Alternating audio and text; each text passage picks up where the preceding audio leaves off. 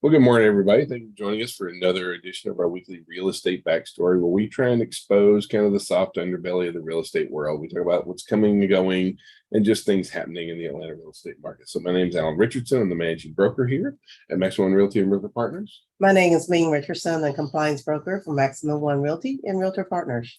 And so we want to kind of start off talking almost about not necessarily a negative subject, but how do we as realtors and real estate professionals handle client negativity? Because I'll be honest, sometimes we don't always handle it really, really well. One thing that in our role, like we're the folks that end up having to clean up a lot of the messes. And so As a broker, we and try to diffuse anything. and so I'm not saying that we don't defer from that responsibility, but I don't think anybody's like, yay, let's handle a problem. No, but at the same time, part of our job is to identify the issues, and also figure out how to best solve the issue and giving our client the option. And so they understand this path, this has got this kind of recourses, this path, it's probably the best route because there's a less, stressful. And sometimes, clients, just like, anytime anybody bring news to you, your first thing you're going to do is deflect. Yeah. And so, but after you have some time to think about it, then you realize that may be the best course of action. Well, no, not deflect. She didn't mean deflecting is the best course of action. No, but you deflect yeah. what is being, the information is being brought to you. Yeah. And so I guess what we want to talk about first is that, listen, no one likes handling conflict. No one likes a client that's feeling negative about it. But when that happens to you, you need to take ownership and you need to acknowledge, like I understand the problem. I'm going to find a solution. I'm sorry. You want to make, I statements, not you statements. So you can say, I didn't understand. You can't say you weren't clear. Things like that come across very, very different when dealing with clients. The other side of this is that, can you really take ownership to the next level? Because some of the best relationships that we ended up with clients started off as a challenge. It does start off as a conflict, and instead of going in and just like shoving your head in the sand, because sometimes that's our problem, is that we have to be the ones that go in and actually have a conversation because everyone stopped talking and people shove their head in the sand. I just don't want to deal with it. I can't handle it. That kind of stuff. Listen, that hurts your business so much that we can't even describe it, because we've had really great relationships and really good deals that turned out of conflict. So all conflict isn't bad. And sometimes we have to get out of our own way kind of things when it comes to being able to handle things like that. One company I kind of want to just talk about briefly here. And so like I am not a big oat beverage person necessarily, but like if you look at the company Oatly, they're growing. Well, they are growing, but what I really want to talk about with them is how they handle conflict. So they're a company that really does have a lot of they've had a lot of conflict and things swirling around them, and guess what? They own it. They even set up a website for people to complain to them about them, kind of thing. And so but it actually, it's not just a complaint website. It's actually a place where, and it's not necessarily politically correct, but they do go in and they like, hey, let's talk about the problems. Let's have a conversation. Let's work through these things. And so what we're encouraging you is to not just be passive when you have a client issue, when you have negativity. Face it head on. Really do go straight after that. Well, if you don't understand whatever the conflict is, consult your broker, because they should be your source. And if not, we got your back still. Yeah. Don't get me wrong. So and I know a lot of you sometimes find it's easier to talk to other agents versus your broker. Most of the time your broker are there because they have heard these issues in the past, and they may navigate you to a better route and better solution. We're here to help. So yeah. Absolutely. All right. Interest rates are not our friend. They continue to be not our friend right now. One of our biggest challenges is the Fed keeps kind of tossing the markets into disarray, and it's the markets that's really driving our interest rates right now. I mean, Correct. the amount of spread that we have running from the 10-year treasury to 30-year mortgage rates is just way too high. But a lot of this is being fueled because every time Powell, sorry, I misspoke his name.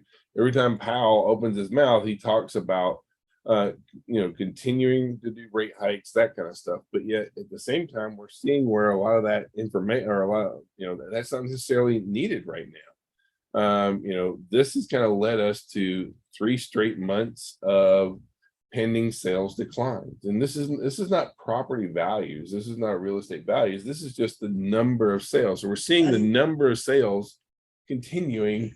We've had 3 months of declines in that. And so what we, that's definitely been a big hindrance on our market. And you can see that right now, pending sales is down 14% year over year.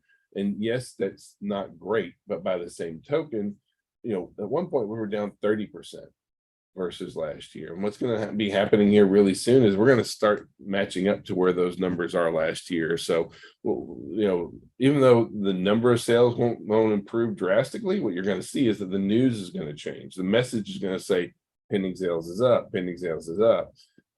Because still, a third of all of our sales that are pending goes under contract within 2 weeks. So, I mean, it's not that you can't say that there's not activity going on in our marketplace. It has to be the right activity. Yeah, exactly. And as far as like the whole inflation side of things, you can actually see on these 2 graphs. One shows core inflation, the other one shows the headline inflation. You can see inflation is moving in the right direction, and still the Feds keep talking about and I understand. They wanted it 2%. If it's not 2%, then they're just not happy, and I got that. But now we're seeing where the 2% trends is are. hard to achieve. Well, I mean, if you look at a long-term trend. But I mean, I think that's an admirable goal. But we're going to get there. Like if they keep pushing, they're going to push us into a full-fledged recession, because you can see where. I mean, look at what's happening with the change in jobs. That trend has been trending down. We're seeing the unemployment rate starting to, really leveling off. And it's at a phenomenal rate. Don't get me wrong, but like they can push us a little bit too far. And while we don't want to see that happening, understand that real estate really is based on supply versus demand. It's not necessarily, we're not driven by the same economics. It does affect our industry. I'm not saying it doesn't, but like supply versus demand is a really big deal. And so, Zillow came out with a new study, and it said that the gap between families and available homes is continuing to widen. And so you can see that on here, you can kind of see what's happened with the housing stock, our stock of homes over the last several years, and what the trend has been.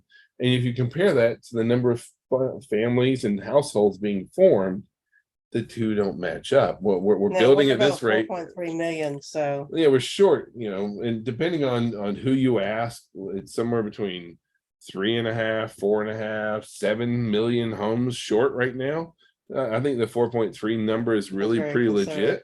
But if you look at this, is nothing that's happened overnight. It's not like all of a sudden. Like, you can look over the last several years where we come up with, like, what, 8 years ago we were short 2.5 million homes. Now it's continuing to increase. In the Atlanta market, we are currently short 63,000 homes.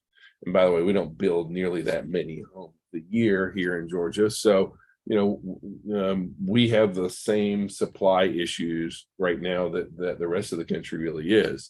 Right? If you look at, overall on the other, on the supply side, new listings of homes is down 1/4. We're down 25%. And this is all nationwide data. It is, but and this is one where we kind of follow where we're at. Yeah. It kind of gives you a feeling what the market is doing across the United States. And you can look at right now, our total inventory of homes, all the homes we have on the market are down 12%. And you notice that that's down 12% from 2000, 2001, 2002. We are continuing to trend down. Matter of fact, would you like to see what that looks like on a national basis, on a year-over-year basis? This is what our existing inventory of homes looks like. And so you can see what's happening with in 2017, we had almost 2 million homes on the market, right? Well, now we're down. Almost 1 Yeah, million. I mean, we're Close, but and, not quite. and when you put the graph we showed earlier of we continue to form more households and have less homes, like understand that this is where residential real estate is driven by supply Mhm. versus demand. And so when I hear people tell me, oh, I think the market's going to crash, I don't see how there's, Well, and the thing is that a lot of buyers are so hesitant in purchasing because at the end of the day, with the interest rate the way it is, their monthly payment has to maintain the same. Mhm. So, your client probably now getting saturated and understand that the interest rate's not coming down anytime soon. And as Alan said before, marry the house, date the rate. You can always refinance down the road if you Yeah. need to. Well, the other thing we're seeing is that you can see what's happened with sales of existing homes. But the good part is that because inventory for existing homes has been, I'm not sure good part was the right way to word that, but like, you know, based on a percentage of sales, new construction really is a really big source of inventory. Mhm. It's a big source of where our like if you're looking for homes, you need to make sure that you are a new home specialist right now. Nearly a third of our sales are ending up going into some form of new construction right Yeah, now. in the past, new construction make up about 7 to 9%. It, So it's huge from a right now. 7 to 9 to a 30% market share, that is huge. It really is. And so you can see that here in the Atlanta area, building the change in home building permits is up 41%. And I'm not upset about that. We need the Mhm. inventory, right? And so, but really what we're trying to highlight is if you're not comfortable working with new construction builders and how things work with a in the new construction environment, like are you gonna have Ming, are you gonna have to use their language? Yes. Like no and absolutely yes, right? Because if you don't, and then a lot of times your client's earnest money is not protected. A lot of times you're not going to be able to get any kind of upgrades, and you may not be able to get closing costs. And right now, with the interest rate the way it is right now, there's not a whole lot of wiggle room for the Yeah, buyers. the They builder need, they contracts. need all the down payment assistance and all the help they can get just to obtain the home. Yeah, and the builders have been watching this too because like if you look at it, like what are the buyers looking for right now?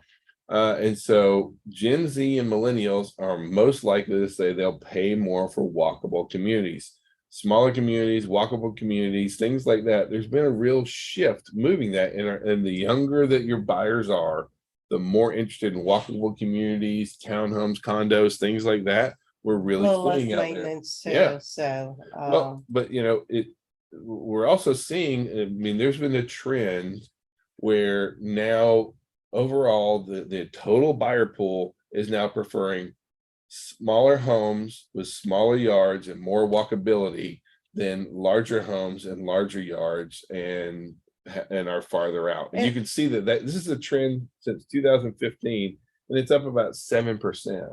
I think partially is because the cost of the home is more, so now they're trying to refine their activities.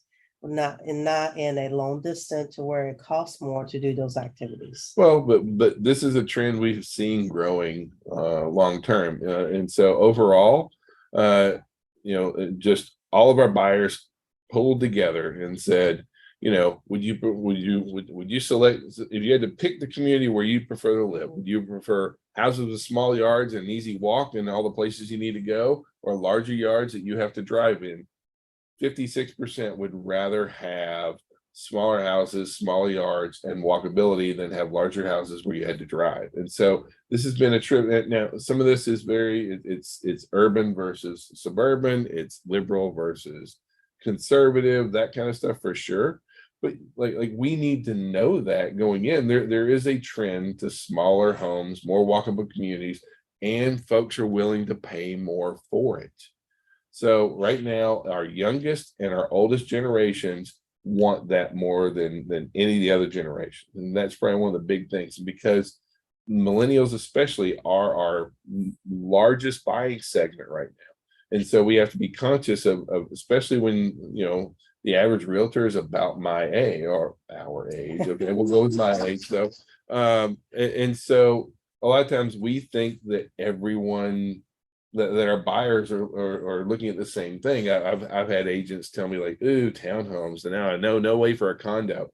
Well, if that's your attitude going into a conversation with a buyer, You're it going does, in with a you bias know, and you're and not listening. you're not helping. You're not helping the situation at all. So make sure that you don't have your own preferences and biases like on your sleeve out there.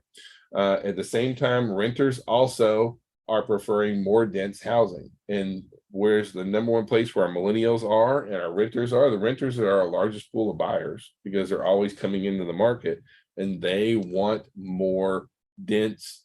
So smaller homes, smaller lots, townhomes, condos. That's Well, where we're it's seeing a about, real shift in the it's about, builders too. yeah, it's about the convenience and also Yep. not to having expel a lot of energy and time and expenses, getting from point A to point B.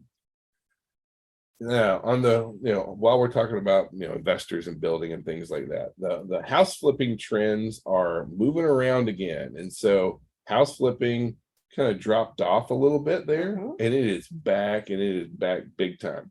You want to take a guess on where house flipping is the number one market in the United States? Atlanta, probably. Atlanta, yeah, Georgia and Atlanta is the number one flipping market in the United States right now. And so it really depends on who you work with as to is that good news or bad news. If you're looking, you work with folks that are needing value, entry level housing, it's a bad news because that's where the investors tend to buy a lot of their flips. If you work with buyers that are ready to go, need to just move in and not be able to do a lot of work on your properties, this may be good news because that's, we're going to see more inventory on the new construction as well as on the flips right Yep. now than in other places. So, now on the negative side, like one thing Yep. that our builders are renting is they're building more single family rental housing and so you can see There's a whole where subdivision being developed oh, strictly there's so for many. rental, Yeah. Oh, there's tons of them out right and now. investment purposes. Now, that being said, you can see that this is a trend that it is up about 3%. It is taking up a lot of our Inventories. but it's just Yeah. something that we get really worked up about it. And I'm not going to say that 3% of the construction market isn't a big deal. I mean, it's still, but 3% is like this is something that we get really, really worked up about. Mhm. And so, I do see where at some point they are going to start selling. Things will start evening out on that side of things. But right now, it is a reality of what we have. Now, that being said, one place where we do feel that there is some inventory out there, Airbnb. Airbnb. Right now, there's several markets around in the United States where Airbnb's revenue is down almost half. And for the most part, Airbnb is down kind of across the board in so many in the vast majority of markets. They are doing away or putting higher taxes on Airbnb because they look at it almost like a hotel operation. Well, and then a lot of folks got in thinking they could just charge really high fees and things like that, and so realities come to those folks. A lot of folks thought that doing having an Airbnb was very, very passive. I didn't have to do any work. Well, guess what? You got to do work. Well, the maintenance and repair and the wear and tear on Airbnb is a lot more than a renter. But we wanted to highlight this because we really do feel that like for me, if I was looking for inventory right now, I would pull up Airbnbs in our market, see who's offering, who's cutting prices, who's sitting out there on the market, who's not getting sold. These are properties that it would make sense to try to go and look up who the property owner is, send them an email, a text message, maybe make a phone call and see if maybe they're tired of the headaches, that kind of stuff. So at the same time, and this is also partly why we saw the challenges with Airbnb, is that rents are dropping right now. And so this is largely due to the same issues that we have in reverse on residential real estate. And that is the one thing that the investors had been doing is building apartments. They've been Right. building apartments left and right, and now we've kind of reached a tipping point where we are seeing rents, We're seeing it being flat out, so, actually it's down. well, it is down, And the but Atlanta market is down 3%. yeah, and it's gonna continue so if the builder's still Yeah. building those Well, there's products. still a lot of apartments that I are mean, not we're seeing finished. it Yeah, physically. they're everywhere. So, all right. Now coming up on August 22nd, 23rd, 24th, please join us in all of our offices for the Tom Ferry Success Summit. Live stream. And so we will be live streaming that from all of our offices. We work really hard to try and make this just like if you were going to the event in Dallas, Texas. Mhm. We have workbooks set up. We have vendors that come in and they provide lunch and breakfast. And when they go on the screen and all the different presenters are there, we have all that information, and everybody just kind of gets up and we jump up and go too. So please plan on joining us. There's always Listen, amazing nuggets for your business There's here. nothing better than not having paid for the hotel expense, the travel, but at the same time, gain the knowledge and experience here at Maximum One. So I encourage you, Well, highly take the days But, off I mean, we've gone to and these do things in the it. past. You're going to drop 5-6 grand to go to these easily per things. person. Yeah. And so for us, I mean, you can come in and actually not cost you a cent. So please consider doing that. Now, tomorrow we have our monthly sales meeting that's in And we person. encourage you guys to All come of our and check out our sales meeting, because what Alan has given you backstory is a little bit nugget, and at sales meeting, we actually give a little more different information as well. So come join us. I don't care if you're my agent or not. Just come and see and meet come to our office, learn. Yep. Now on Wednesday, Ming and I will be teaching the ultimate buyer system here in the McDonough office. I'm not sure you're gonna be here, but Yeah, we'll be here. We'll be here. And then on Thursday, we have the new agent boot camp. That's a 6-hour CE. This 6 is one hours, of our yeah. new one. Now, bad news is it's already sold out, but you will be able to sign up out there. But this is just for new agents. We talk about being a new agent, jumping into the industry, the decisions you have to make, the things you have to set up. So it's just for new agents. So I hope you guys have a really, really great week. If we can be of any kind of service to you, please, let us know. Call, text, smoke signals. We answer it all. Hope you guys have a wonderful week. And also just remember, we would love feedback from you guys. Any topic you want us to cover next week, please send us a message. We'd Yeah. love to hear. Thank you all. Have a great Monday. Bye, everybody. Stay dry.